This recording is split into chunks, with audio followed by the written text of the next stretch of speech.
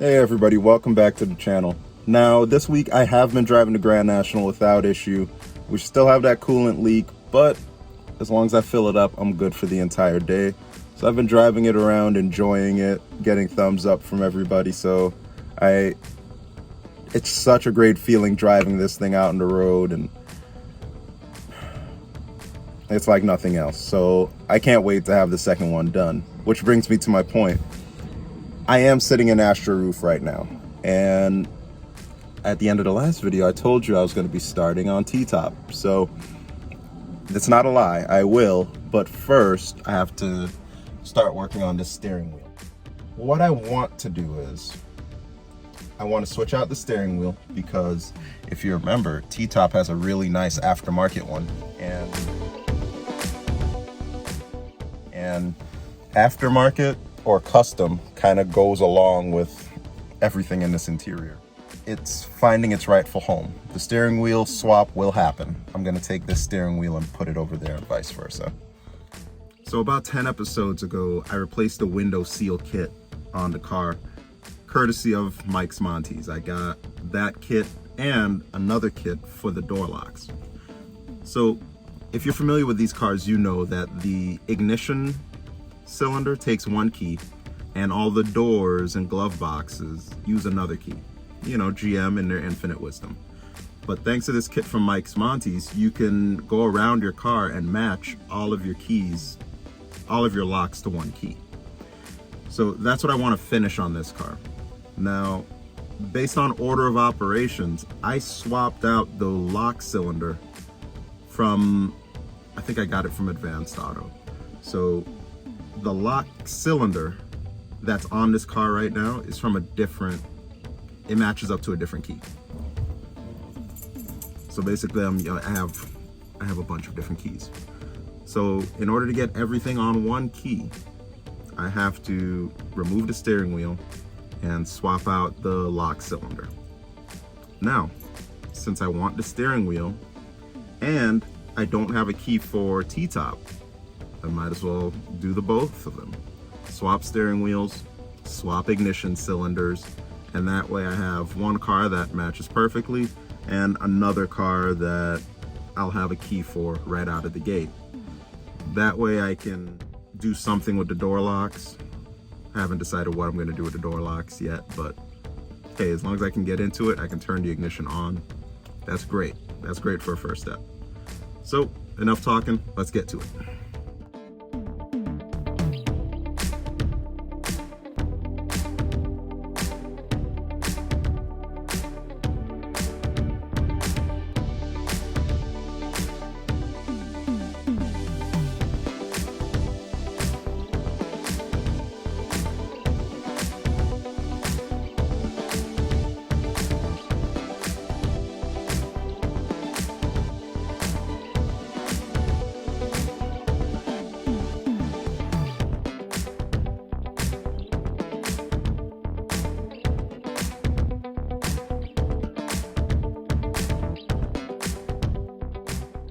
Hey, so it's the next day and I made some progress on the steering wheels last night.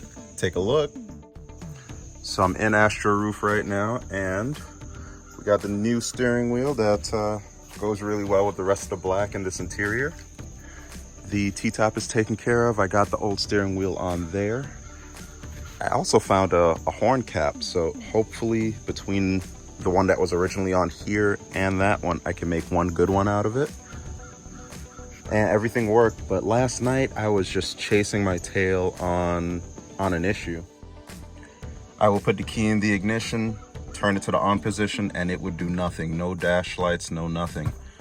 So I was checking fuses down below and everything was working fine. I was getting voltage, but then I noticed when I would touch ground, I would be getting 10 volts. So you don't really get volts when you're touching ground. So that led me to the battery, and from there I found a loose terminal. So tightened up all the terminals, starts, runs, drives, fine. So now that this is taken care of, I can turn my attention over to T-top. The ignition cylinder is in there, so now I do have a key. I can turn it on, hopefully start it, and see what happens. Let's jump into that now. All right, exciting times ahead. I have the hood open on TTop over here, and here's what's going on. I got a fresh battery from Walmart. I've turned over the crank by hand, and it works. It works, it's freed up. I'm about to put a fuel pressure tester on it, so let's turn the ignition on, see if we get fuel pressure. I've also had to put in a few gallons, just hopefully that'll mix with whatever's in there, if anything is in there, and give us the start of a second chance at life. All right, so I got the fuel pressure gauge on. I smell the fuel coming out of there, and it smells a little varnish-like. So it's kind of old, but we should be good. So let's see what happens. I'm just gonna turn the ignition on. I'm not gonna start it.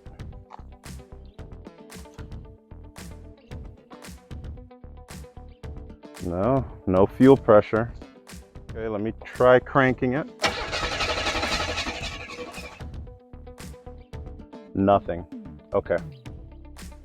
So when things don't work, it automatically causes me to go down here and take a look at the fuse box. And if you note, right in the center of the screen, we do have a burnt terminal. This one's for the cigarette lighter and dome light, so that one doesn't look good. Further up, we've got a few others that do look good. So I'll just check all of these, make sure they're all right. We also have the ignition all out down here, so I'll take a look, see if there's anything loose or unplugged, and go from there. So one of the diagnostic tools at my disposal is called a no start tree. There are lists of things to do and look for when you experience a no start concern like this Buick.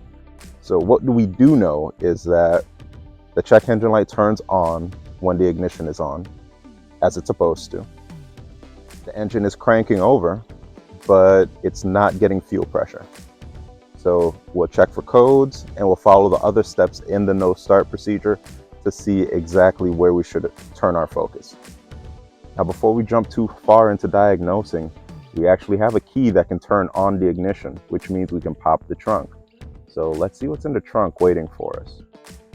All right, so rooting around my glove box, it looks like I don't have one, but that harness that you see right there, it is pre-wired for one in some sort of fashion. So I'll maybe do a tutorial about that a little bit later if you all are interested, but it looks like my Grand National does not have a trunk popper. So it looks like the trunk is gonna have to be a mystery that lasts a little bit longer here. But I did put in the fuel pump injection fuse. I plugged it out for the night, plugged it back in, and it looks like I got fuel pressure. So it looks like I got 15 pounds of pressure. Let's power it on one more time and see if it increases. Okay, let's see this. Ignition is on. Okay. That's solid pressure right there. Now getting about 36 PSI. Let's start it up and see what it does. Uh-oh.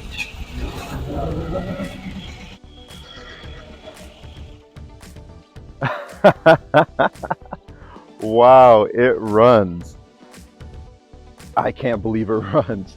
So we're one step closer, but of course it didn't run well. We got years of old fuel mixed in with a few gallons that I just added. So we're gonna continue trying to start it over and see what's going on there.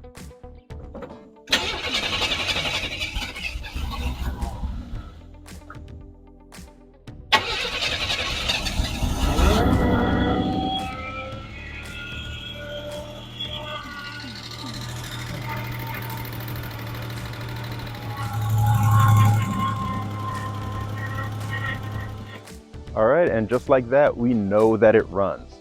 So my investment in it just got a little bit better. Now, a few things to keep in mind about that test run. We got good fuel pressure. The check engine light turned off when it did run. But There are a few things wrong, as you heard. The power steering pump is whining, it's full on fluid, looks pretty fresh, but it is making noise, especially more noise as I turn the wheel. We remember the ignition was leaking, so we're going to have to invest in an 87 coil and module. And we'll also have to invest in maybe an 87 ECM as well. All right, I backed the camera up a little bit to see if we can get it to move back and forth. Hopefully it'll drive.